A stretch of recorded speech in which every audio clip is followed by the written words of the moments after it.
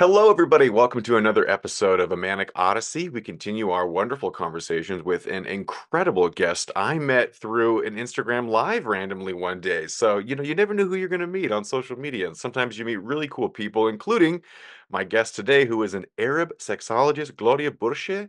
Welcome, Gloria. Thank you for being here. Thank you for having me. I'm really excited.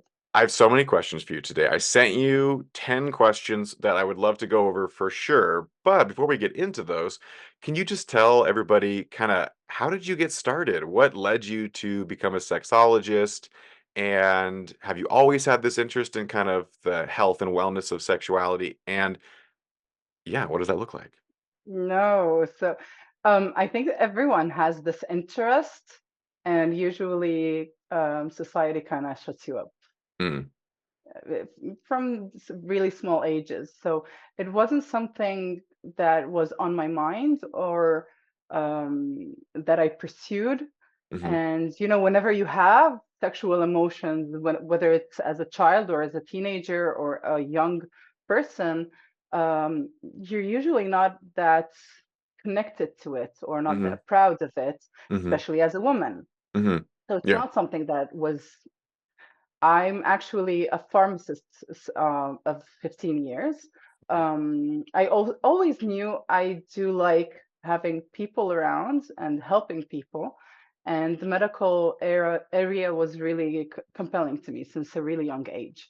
I actually used to play in writing prescriptions, like in a really, really understood, like, like, That's yeah, awesome. that was one of the yeah, that was one of the games I used to play as a child. hmm And I did my first and second degree in the Hebrew University of Jerusalem. Okay. And I really loved working with people. And that was actually the reason I did not continue in doing a PhD or something like that. I did love it, but it was really hard for me to give up people. Yeah, totally. Even though the work, so it's if you're a pharmacist in different places in the world, it looks differently. Mm, And where I used to work, it's a lot of work, a lot of physical work. You have to actually, open the medicines, and you have to stand on your feet for at least 8 to 10 hours. But I hmm really loved helping people. I really loved this. Oh, hi, you helped me the other time. Look what I have this today, or I Yeah. can't seem to balance myself on this or that disease.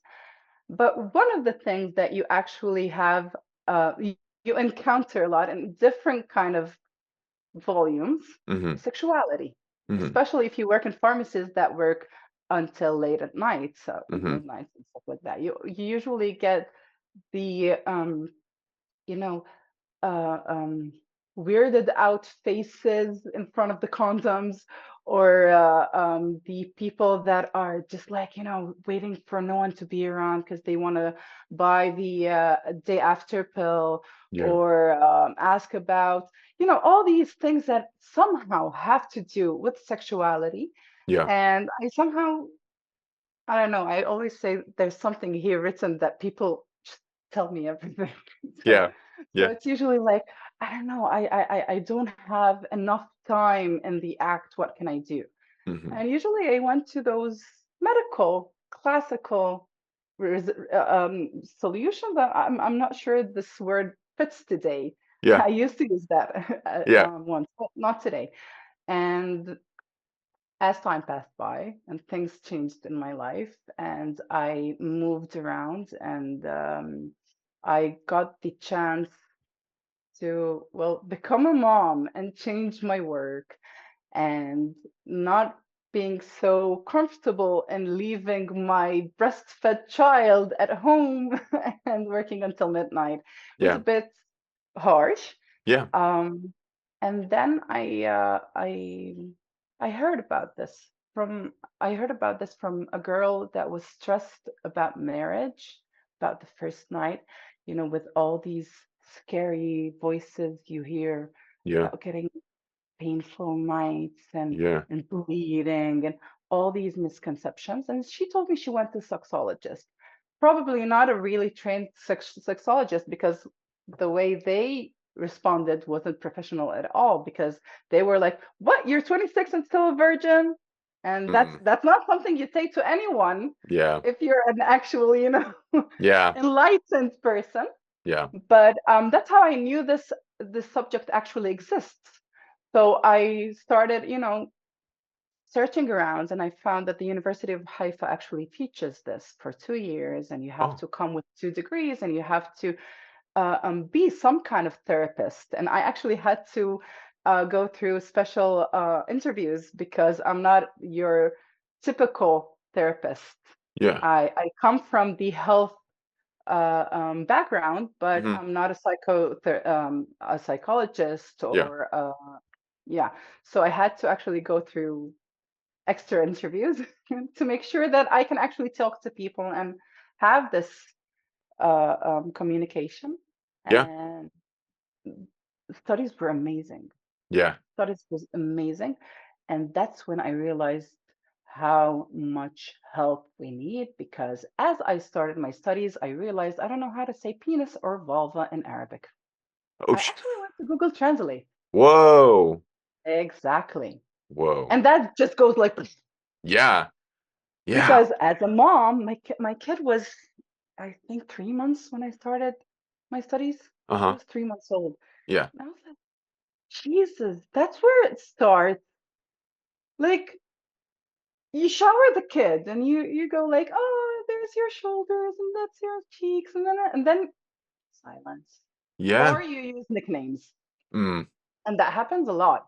Yes. But I did not know how to say the basic, correct, not objectifying words. There's a lot of nicknames around. Sure. They're either hypersexual Mhm. or has nothing to do with, like, Yeah. either it's Yeah. not an organ. Yeah. It's Yeah. just, and that's the beginning. That was my beginning, Wow. and realizing how deep it goes. Yeah. Yes. How I deep it saw goes. that. Okay, that's amazing. So you experienced that there was a deficit or like there was a big divide Mm. between the language and the experience. And I went and I saw on your Instagram, we talked about this a little bit, that you have intentionally started to only do your videos in Arabic, Mhm. because there isn't enough. Language is power. Yes, language is power. You're Mhm. speaking to the people directly in a language that they are going to receive this best. How is that? How has the reception of that been like for you? Being on social media, as you're growing your practice, has there been a lot of positive feedback? Has there been some negative A feedback? What? lot. Some, like, negative is near to none, That's awesome. which is amazing. Yeah, Like, you usually have this, I don't know, maybe young, unattached to themselves guys that might have this, but that's near to none. I get so many, thank you for this information, and this is, I've never thought of this. Or, oh, the last reel I made was about the hymen and the misconception of virginity, which is yeah, one of the most, like, it's everywhere as yeah, you grow up, as a yeah, kid, as a girl, in most of the societies. Let's be honest. It doesn't matter if you're born in the Middle East or in Asia or in the US. yeah, It's pretty much the same. yeah, The hymen broke, or you're gonna tear up, or this is all bullshit. But yeah, we do know today that women that grow up in these kind of communities have a much higher statistics of getting some kind of hardship in their sexual life. For mm, example, vaginismus, which is this non-voluntary contraction of the muscles. And we see those happening much more in communities that keep using these virginity and hymen and defected women and so on and yeah. so on. Is that the body's reaction, like a defense mechanism? Like it's shutting it down? There's a lot of explanations, a lot of different, like, a lot of people can have the same symptom, but from different reasons. But we Yeah, do see statistically that if the community that you grow up in is a conservative, kind of godifying the concept of virginity and glorifying, you know, oh, I'm her first, Yeah, these yeah, so this usually goes with you're not going to be a good woman or a clean woman, or yeah, it goes with the man goes like this whenever he has more sex, and the woman goes that it yes, kind of, the connection of for some reason somehow sexuality is a standard of who you are. yeah, yeah, yeah. And we see the numbers. We're talking about some areas that have 40% of non-consummated marriages as a result from veganismus, which is crazy. It's almost half the marriages. Whoa. That So I found one research in Tunis about that. wow. So what would the intervention for that look like? What when you're Mm. speaking to these clients who are coming and saying, "Hey, I'm having really painful vaginal sex. What is this? Mhm. What can Or I I'm do?" unable. The Or I'm classical one unable is to. I'm Yeah. unable to go to the OBGYN, or I'm unable to use a tampon. Oh my gosh. Oh my gosh. It's Wow. it can be very severe. Hmm. And for me, if you're having painful intercourse always, Yeah. that's also vaginismus. If you're able to have vaginal sex, but it's really painful, I still consider it as vaginismus. It differs from one person to another how they consider it. Yeah. But you have to understand where it comes from, Yeah. because one person can I once had a client that grew up in a hyper-protective family, in Hmm. the sense of don't go playing, you might fall down and get hurt. Yeah. Like no, no, you're gonna, oh my God, the hyper-protective parenting. Yeah. And she's absolutely sure this is the most sensitive area in her body, and she can easily get bruised or hurt. And Wow. she deeply believes that. Yeah. Another woman really had it important for her not to get pregnant because she wants to finish her studies, and she Hmm. got married. And it's perhaps it's not the only reason, but it's certainly something that elevated the severeness of the veganismus. So it can be a lot of different things, but growing up in a community that keeps talking about this, keep Yeah. using this um, you know, talking about whenever a woman had sex, it becomes, using this really harsh language, Yeah. using this really demeaning, objectifying, and Yeah. most of the girls would be like, I don't want to be there. I don't want people to talk about me that way. Yeah. And keep hearing the old people talking about, oh, she bled and it hurts. And be careful not to go on horse. Be careful not, Yeah. you're not allowed to go on that bicycle. And Yeah. we already have explanations for all of these things historically. Yeah. But growing up like that, without understanding, without most women never seen their vulvas, Wow. which is crazy. We know how Yeah. our eyes look, how our noses look. We Yeah. don't know how to say vulva. Look at the typical Western community. No one says vulva. Everyone says vagina. Yeah, yeah. I have fallen prey to that too. Like I've made that mistake publicly where I'm Specific. talking about genitals and I completely forget about the vulva, right? I'll even say clitoris, but I won't say, I'll forget about the vulva. When it comes to education, what does that look like? Is I'm assuming it's a very validating process where you're kind of showering them with understanding and compassion so that they have the space to Mhm. share with you these really intimate details, right? Whenever I give the language, somehow everything becomes easier, Hmm. because we're used to using these demeaning words for every different kind of act. Like saying, it's the same in English. If you say going down on me Yeah, versus getting or receiving oral sex, right. so that's different. It makes a lot of difference, Yeah, and somehow it becomes easier to talk about.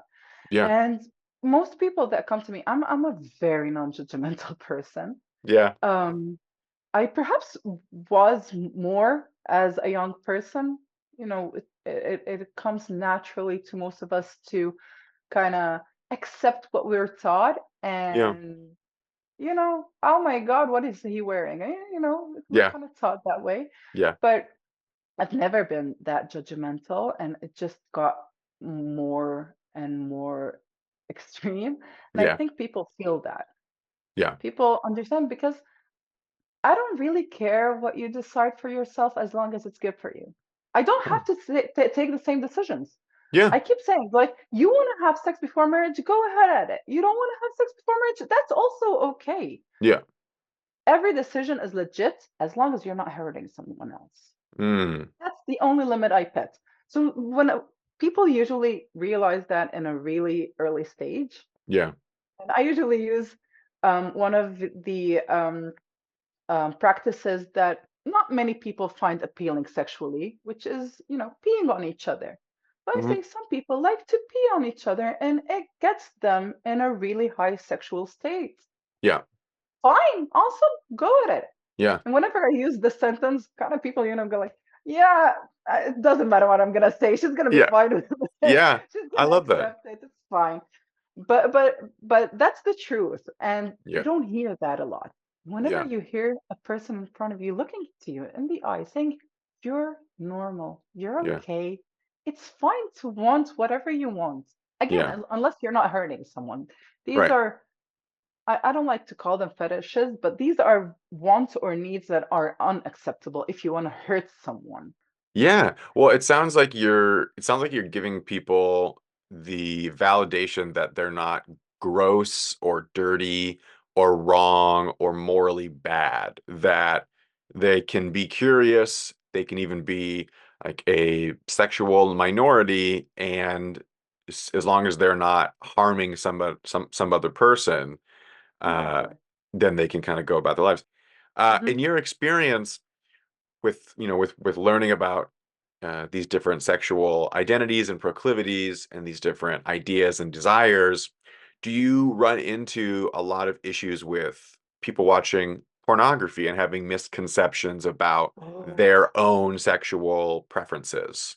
Where I live, the average age of seeing hard pornography, so Yeah, not vanilla class, we're yeah, talking about the heavier content is yeah. 8 years old. So pornography is much more. It's easier to get. It's Okay. easier to scroll. In the TikTok era. So Yeah, it's easier to scroll. It's easier to get to the heavier kind of content. yeah. And there's a lot of genres that are, it's not pro women, Sure. and there's a lot of cosmetic interferences Okay. in the players. No judgment aside, I just don't think that 8 or 10 year olds need to have that kind of content in their Yeah, life. yeah. I That agree. that's all. As an adult, you get to choose. You Yeah, get to freely choose what you yeah, want to watch yeah, or when you want to watch. And as long as it's not interfering in your daily whereabouts, you know what I mean? If yeah, you can work and you can eat and you can function well, yeah, so be it. It is adult consuming content, yeah, and the fact that children, kids, yeah. it's kids, 8 year olds, and eight is the average. So 6 year olds, Sure. that's trauma. They have to go to a psychiatrist or a psychologist to Yeah, deal with that trauma. yeah. Is the trauma that they're experiencing dependent on the genre or type of pornography they're exposed to? I'm Because I'm not sure, but I think that different people would perceive different uh, um, experiences in a different way, sure, as sure, yeah, anything else. because I've heard similar studies about hardcore misogynistic patriarchal pornography. There hasn't been as much study on the feminist perspective pornography that's out there. And I'm Hmm. assuming when we're talking about young kids stumbling into pornography, they're probably stumbling into hardcore pornography. Mainstream. Mainstream hardcore. Yeah, Hmm. exactly, right. And so I would agree with you. I think that those are really dangerous behaviors. How do you see those behaviors kind of manifest into adulthood in either relationships or is there any data to show how it affects your perception of sex as you get older? I'm well, I'm not sure about studies. I try to keep getting updated all the time. Hmm. But well, first of all, I think that the harshness of the effects of pornography Hmm. is is amplified by the fact that there's no one to talk to Mm, normally. You mm, don't have the adults you can ask. You don't have the language for your yeah, body parts. You don't know how yeah, your body parts look. There is no actual sex education in most of the places in the world.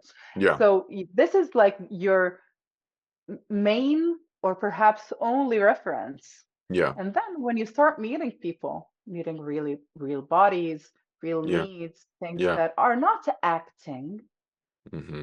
you might be surprised, you might be scared, Yeah, or there's always the comparison of how my body looks comparative to yeah, how big is, how small is, yeah, how standing, how it's the comparison is harsh, and it's really because the difference is so huge.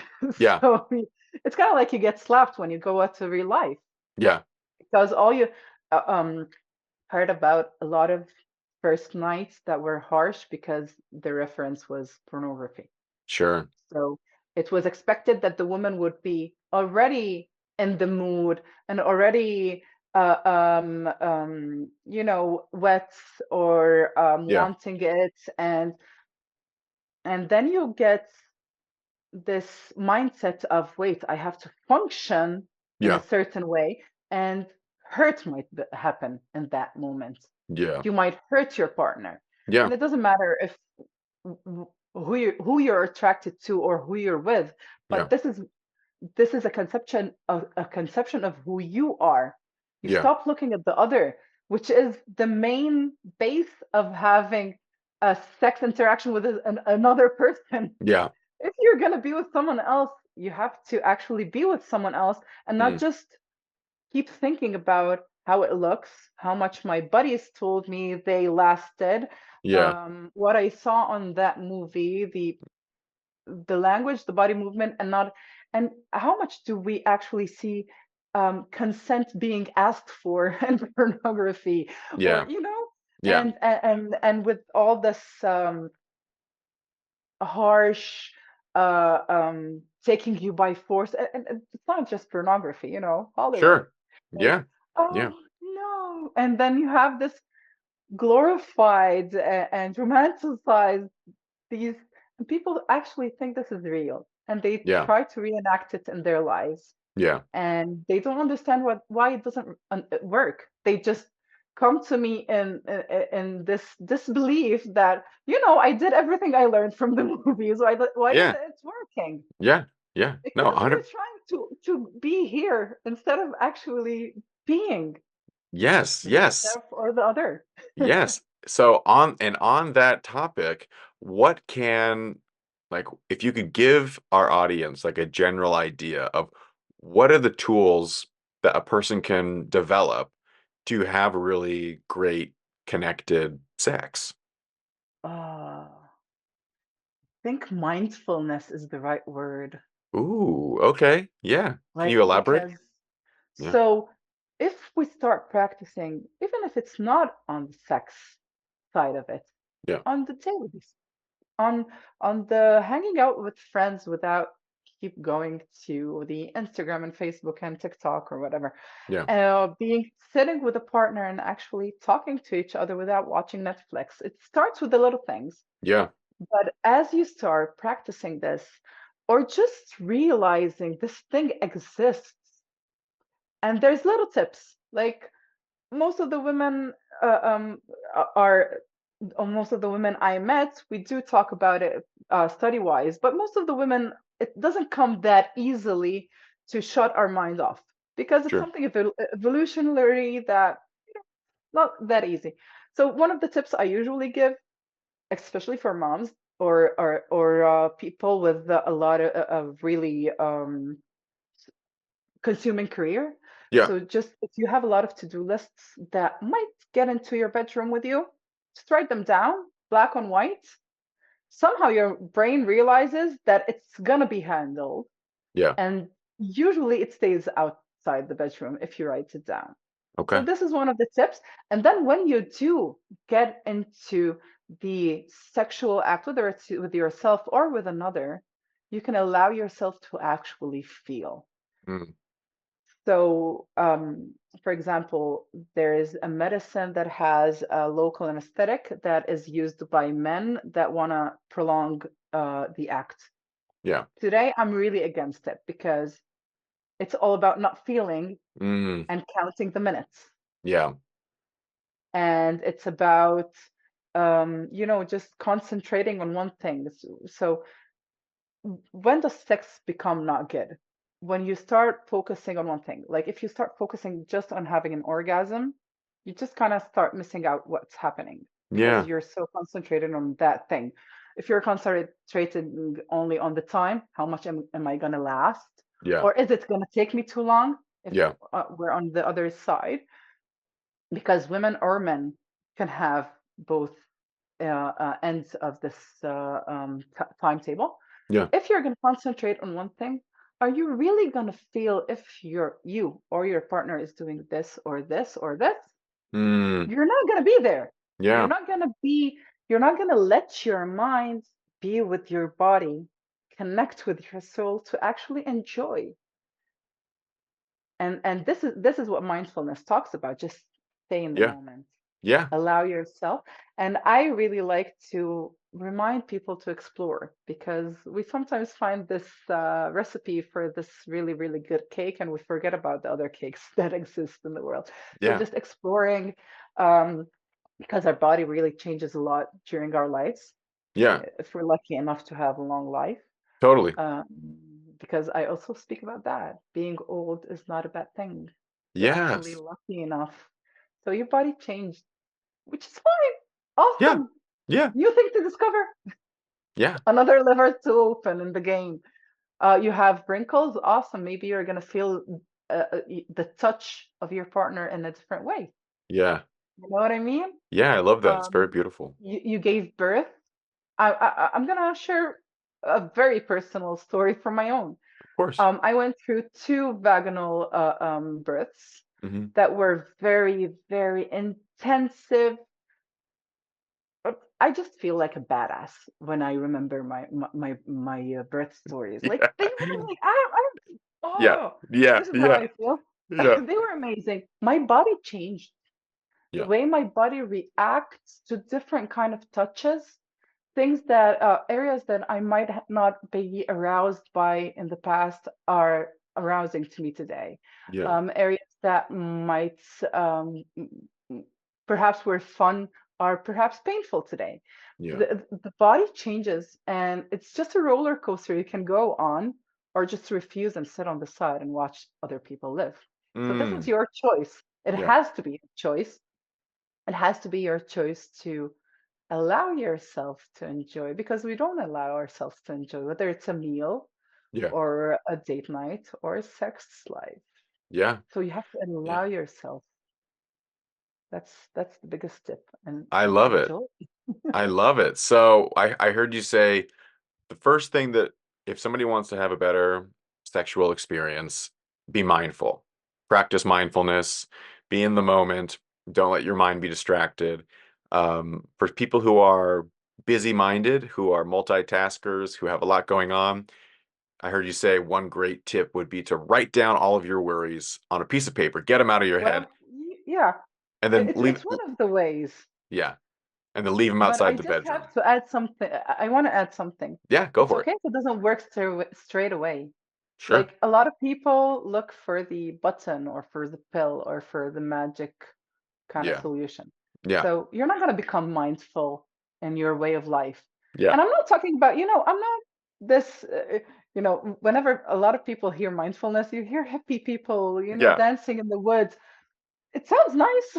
I don't Yeah. have that privilege, Yeah. but I'm not talking, this is not what I'm talking about. But being in the moment is something you have to practice. And if it's a muscle you've never used, it's not going to happen overnight, you know? Yeah. It's Yeah. something you have to practice like any other practice or any other workout. And it's fine. You need to forgive yourself if it's going to happen again in Yeah. different times of your life. Just be forgivable. Forgive yourself for the glitches or the things that don't go as planned. And Yeah. plans aren't always meant to happen. Sure. So Yeah. just, be compassionate with yourself Yeah. before being compassionate with others. Yes, start with yourself, start being mindful in your own body, pay attention to how your body is feeling. And I love what you said about how as the body changes, so too does our experience with being mindful of that body. I loved the example of, oh, you have wrinkles? Well, guess what? Now you get to experience maybe your partner's face in a different sensation than you ever have in your entire relationship. What are kind of the mental blocks that can get in the way of being a mindfully sexual partner, of being mindful as as you're exploring your sexuality? How do you keep that curious and openness flourishing as you get older? First thing first, forget about having this spontaneous desire for sex. It doesn't happen that often in Yeah, long-term relationships. yeah, Uh, Perhaps 20% of the times. These are the numbers. yeah, Perhaps 20% of the times, which is very little. So a lot of people think that if they don't have the spontaneous desire, because they keep recalling on the days, on the beginning of the relationship when we yeah, couldn't have our hands off of each other, and it doesn't stay. This is how our body actually works. But you have responsive desire. mhm, And whenever you discover responsive desire, you discover this concept that it's not a bad word. That's first of all. Having planned sex is not a bad thing. Because if you recall in the beginning, in the first days of going out with someone, you would actually have a date, a time, yeah, start getting dressed and, showering and putting people. You're actually preparing yourself for sexy time, right? yeah, yeah, So it's not a really bad word to have schedule for your sexy time with your partner or with yeah, yourself, especially if you have an intense time, if you have small children, if you have demanding careers, if you're on a long distance relationship, whatever that is. yeah, So having scheduling sexy time is a really easy tool. It's hmm, weird in the first few times. yeah, And scheduling can be at 4 a.m. because you don't have any other time, which is fine. yeah, Again, it's weird in the beginning, but a responsive desire works by response. mm, Works in a way that we perhaps are watching something, and I put my hand on my partner. My partner goes like, "Hmm, this is interesting. Let me explore this option." And it yeah, doesn't mean that it's gonna happen or not, but just yeah, allowing yourself and remembering that desire doesn't have to happen from the sky like every movie you've ever watched. yeah, And when you schedule and when you start thinking in this form, yeah, so you might start waking up that day because you know that your partner is really turned on at night whenever you prepare her get coffee in the morning. yeah, Maybe yeah, that's your foreplay. Because foreplay, again, it's a real world word, but not just in the act of sex. I keep saying that foreplay because a lot of people keep using foreplay for all the different kinds of sex, whether if it's not vaginal sex. gotcha. I don't like this definition because sex is this word and Yeah, vaginal sex is this part. yeah, Foreplay can start the day before. yeah, And it's about understanding the love language your partner understands. yeah, So maybe it's touching. Maybe on that day you have scheduled, or you're sharing with your words or drawings or whatever. You're yeah, sharing with your partner that you would like to have intimate time together. Mhm. So slowly it starts happening. Slowly it starts that on this day I'm gonna hug him more, or maybe I'm gonna, I don't know, maybe m- be sweeter in the words I choose, Yeah. or it doesn't matter which language we actually use Mhm. as long as our partner hear it. But you suddenly start seeing it, Mhm. you know? Yeah. As long as you haven't thought of it, it's not going to happen. As Yeah. long as you haven't thought about, my sex life maybe needs some sparkling up. The second you start remembering it, you start seeing options, you start seeing opportunities, you start like, we've never tried using this feather that's been sitting in the room. Let's see how that Yeah. feels. Yeah. Suddenly you start having these ideas that were never relevant. Yeah. And it's just about, focusing your thoughts on something. I've heard this, I don't know if it's a study or an example about, if you drive to work today and I ask you, have you seen red cars? So most of the people will be like, probably. Yeah. But if before you left home, I would tell you I'm going to give you $100 for each red car you'd see on the way. Would you agree that on that day you're going to remember exactly how many Yeah. red cars you've seen? So Yeah. uh, just by the fact that you put the focus on something, Yeah. suddenly it's going to have more being in your life. Yeah. So if Yeah. you and your partner decide that you have been married for 30 years, you're going to start seeing opportunities, start communicating it better. And studies show that the older you are, the more satisfying sex life you have. It's Oh, wow. either above 50 or 60. I don't remember Yeah. exactly, but just so Yeah. you know, people, Yeah. these are the people that are having the best sex of their lives because probably they don't give a beep about Yeah. society anymore. Yeah, totally. No, that makes perfect sense. And that's great advice for long-term relationships and people who are in committed long-term relationships. What does your advice look like for people who are not in committed long-term relationships? Either people who are single or dating or not interested in long-term commitment? What does your uh, So, help look so like for them? sex life doesn't have to be in a monogamous kind of approach in life. Hmm. Hmm. Maybe it fits me, which is awesome. It doesn't Hmm. have to fit everyone. Hmm. And some people it fits them in a certain period of their time and others not, which is again, I just really like to give this okay kind of tick. It's okay to have whatever you want to have. Yeah. But I do suggest not having this generic swiping, kind of counting partners, just, Yeah. in and out kind of Yeah. sex life because you're not really enjoying it. Mm, I've watched this movie about this approach in life, and then the guy says, I feel like a walking dildo. mm, And that's just so sad. yeah. He sleeps with so many women and he's invisible, Yeah. which is so if you are looking for sexual connection, Yeah. even if it's with someone for just one night, have a connection. Yeah.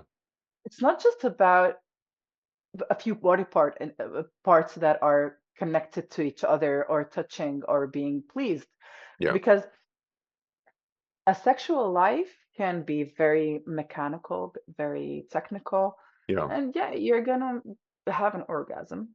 Yeah. And I'm making this face like it's gonna be technical, Yeah. and you can have a connection with a person, and it can be for one night, but Yeah. can have this connection, this adventure to enjoy your body and to Yeah. enjoy discovering another person. Because if you are choosing to not have just one partner or discovering yourself, it's about the discovery, it's about the enjoyment, it's not about the target, it's about the way. Yeah. It's about the different scents, it's about the different uh, um it's kind of like any other, it's kind of like eating. It's not kind of, it's like eating. We have these really basic needs in life, and you can either just consume them Yeah. Like people that just simply eat so they don't die Yeah. and can enjoy them. Yeah. Like whenever you have this 8-course meal that blows up taste in your mouth, and it's the same with your sex life. Yeah. It works on these very, very sensitive tones, and you can either choose to allow it or not. Yeah. But I do suggest to allow it because this is this amazing gift we have Mhm. in life, and it's better to use it because you can actually become a happier person, live Yeah. longer, have Yeah. lower blood pressure, have Yeah. lower, like health wise, you should have Yeah. a good sexual life. Yeah. Yeah, I love that. Mindfulness, again, mindfulness of the other person. I love what you said about connecting. It sounds like what I'm hearing is the more connected you are to someone, the higher chance of that sex being much, much better, the more connected you are. Yeah, Um, being with a subject, not an object. yes. Oh, I love that. Being with a subject, not an Mhm. object. For parents, when it comes to sex and sexuality, how do we approach talking to children, especially young kids, about sex and sexuality, if we don't want their only teacher to be their friends and pornography? From day one, from day zero, from the day they're born, Hmm. it's about using the language. It's about not getting discussed when we change their diapers, Mm, which is not something that they have to do anything with. It's something we go through with ourselves, yeah, what we carry from what we've learned in our yeah, lives, yeah, and just being really, aware of it. And the second you get awareness, you start looking for tools. You start, we actually have tools today. It's not yeah, like once where you used to go to the library and open this encyclopedia to yeah, learn about something.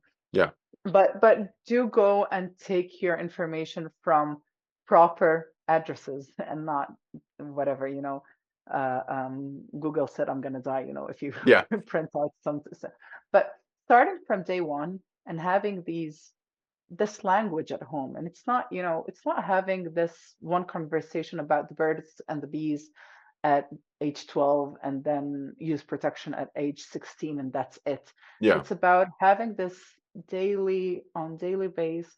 And I also like to always add the when you allow yourself to be a sexual being, Mm, your kids are gonna get that okay about themselves as yeah, well.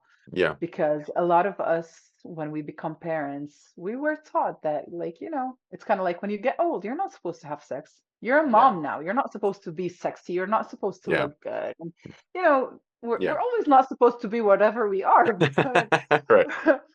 but whenever we have this language, because it changes from one age to another, and it obviously changes from one child to another, because Yeah, one child that's 5 years old might be more ready for a more detailed information from a different yeah, child that's 5-year old.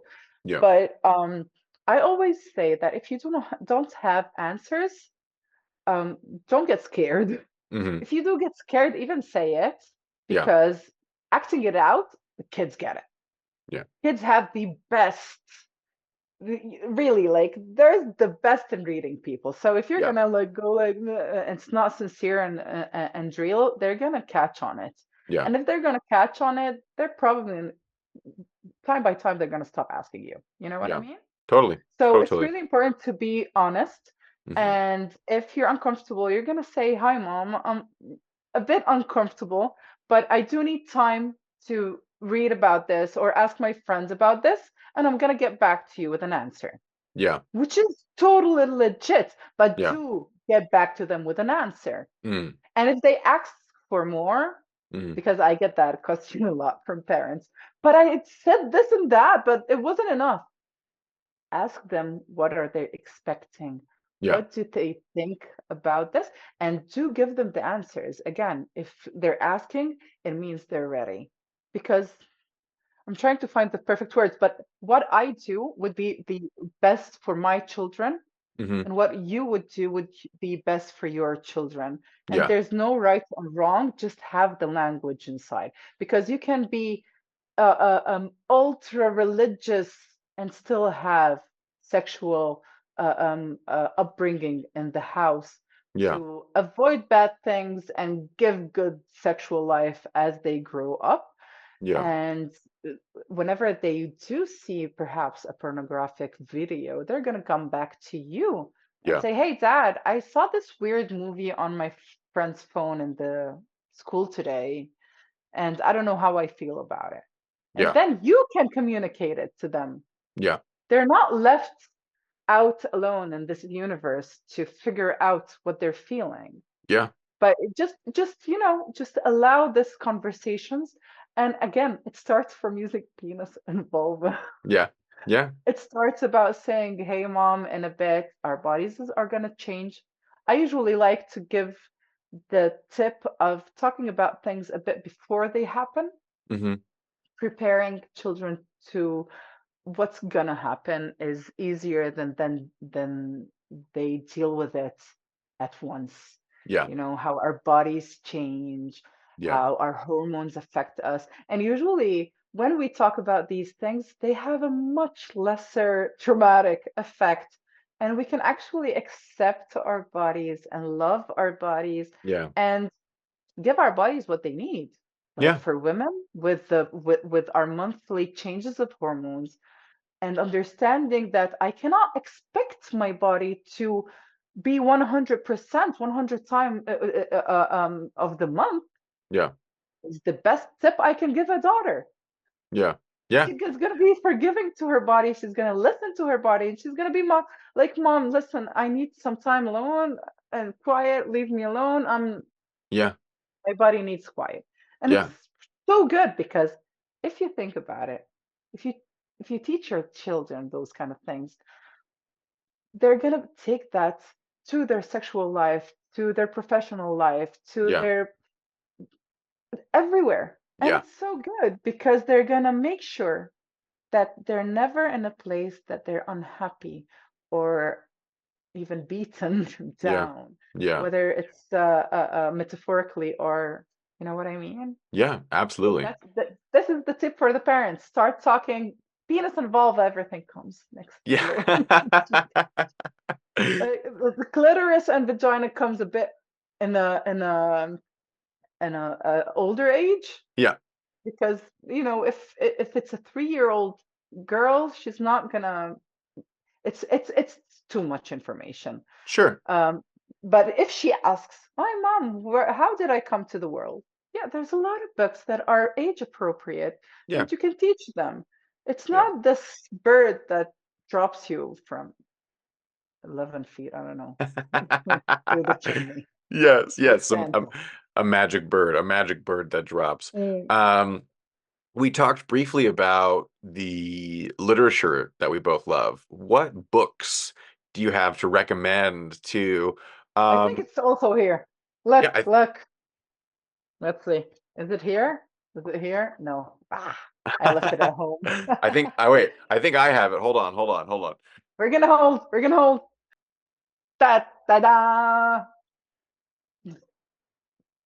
I made sound effects with da da da. Oh, Boom. yours looks clean. Mine is beaten. Not because I finished it, Yeah. just because I keep carrying it around Yeah. because if I have the chance of having maybe like 15 minutes to myself, Yeah. I'm gonna pick it up and read it. Emily Nagoski has this huge talent of simplifying amazing studies that are approachable for people that don't know how to read studies. Yeah. Because you Yeah. have to practice reading studies and it's tiring. Yeah. And she has this amazing talent to make it so easy to understand. I keep Yeah. using her in my clinic, by the way, Yeah. because telling someone that they have breaks or speed, how do you call it in English? Gas. Thing. Really? Yeah. That's it? Gas. Gas pedal, brake That's pedal. I drive a gas? stick. I Oh drive a my God. stick shift, So so you it's have clutch, clutch, brake, but gas. Yeah, there not we a go. lot of people know how to drive a stick. When you drive a stick, like that's you can take everything to sexuality, okay? So Yeah, like I can't help it, okay? yeah, I'm a sexologist, I can't help it. yeah, But even this, like I think about it and it's there's something because I love driving stick. And I keep saying that driving a stick is there's something much more like you're connected with the car. yeah. There's this You're dialect yeah, between you and the car, yeah, and it's about feeling the clutch and yeah, how high should you go and how low and yeah, there's something that's and this is what I say about communication people. Like yeah, you need to hear is not always by the ears. You know, sometimes we have to and expecting the other to hear us without actually saying things. But these little things and Emily takes Professor Emily takes it to a higher level of understanding. When I tell a person that maybe doesn't come from a really academic background or a very rich kind of family, if I say, hey, so you have a gas and you have a brake and you have a handbrake. Do you know how a car works? Yeah. So if you put your handbrake up and you drive the gas, can you drive or do you stay put? Yeah, yeah, I can drive. So how's the drive? It's gonna be kind of bumpy, right? yeah, So that's kind of like how you're scared that your neighbors are gonna hear you. yeah, This is how it works. And then they yeah. go like, oh, so thank you, Emily, for existing. Yeah, bless her, and this incredible book. Are there any other books that you reference or that you come back to? So you have Esther Perel. Esther has two books that are very, very, very, very, very they're quite old actually, Yeah, I but know very that good. one of them is Mating in Captivity, and then Exactly. the That's the other first one. But listening to her podcasts is also like, she gives therapy in 7 or 8 different languages. I did not know And that. I was so That's proud of my three. I was so little. well, still I better was than so me. little. Better than me, my The boring state of one. affairs. The second Ah, one is the yes. state of affairs, rethinking infidelity, which Yeah. is really interesting because Yes. we're taught that infidelity is the end of the road. Hmm. Sometimes it is, sometimes it isn't. Yeah, And she totally. talks about how we always have more than one relationship in our lives, Yeah. but we might be fortunate enough to have them all with the same person. Yes. Huh? Yes. Brilliant, Yes. right? Yeah, She's I brilliant. love it. I love it. She's brilliant. Well, I want to wrap us up here. We've been chatting. I could talk to you forever. You've just got so much knowledge and Me too. information. I've I'm had so much so fun. happy that Yeah. you Yes. have an amazing vibe that crosses continents, darling. Thank you. Oh my gosh. Wow, that's very kind. I so appreciate. Well, it only works because you've been so compassionate back. Like you've been so generous. I appreciate it. what is kind of what's a takeaway, right? That you want the audience to walk away Mhm. going, "Oh man, that interview with Gloria was so amazing because I remember this Hmm. part." What was it? I just think maybe appreciate your body, your Yeah. needs. Yeah. It's much more than just, we use a lot of the word love yourself, right? And Yeah. we hear it so much we stop thinking about it, but it's more about, appreciating um our hands, our palms, Yeah. appreciating our eyes and what they give us. Yeah. It's looking this at ourselves in this appreciative, conscious kind of way Yeah. can go a long way. It can have this explosion of energy Yeah. to everyone around us because this is kind of like charging yourself, filling Yeah. yourself up. And we it doesn't come that easily to most of us. It doesn't because no one said it's normal to take care of yourself. Yeah. And sexuality is part of it. Yeah. Without sexuality, we wouldn't exist as a species. Yeah. We just Yeah. We're lucky enough to be one of, not the only, one of the species that actually enjoy sex without the reason of multiplying. Yeah. And it's this gift we have in life. So just appreciate what you have, because we can always look at the others and say, "Oh, they're prettier, they're richer. The grass always looks greener on the other side." Yeah. But and I'm saying it like I'm starting to, but I'm saying it honestly. There's a lot of crap around. There's a lot of bad things. That's life. It never changed.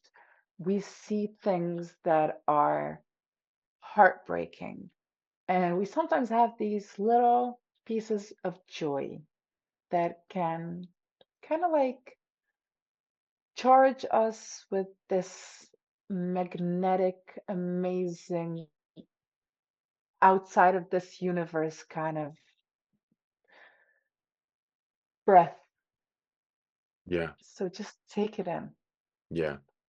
Wow. Beautiful. A beautiful ending. I am not surprised, Gloria. Thank you so much. I so appreciate you coming on to the show and sharing your wisdom and your knowledge and experience. And does not need to be the last time. I'm sure I will be seeing you around and we will have to reconnect again in the future. But for now, I'm going to say thank you for being on and we're going to sign off. Goodbye, everybody. Goodbye.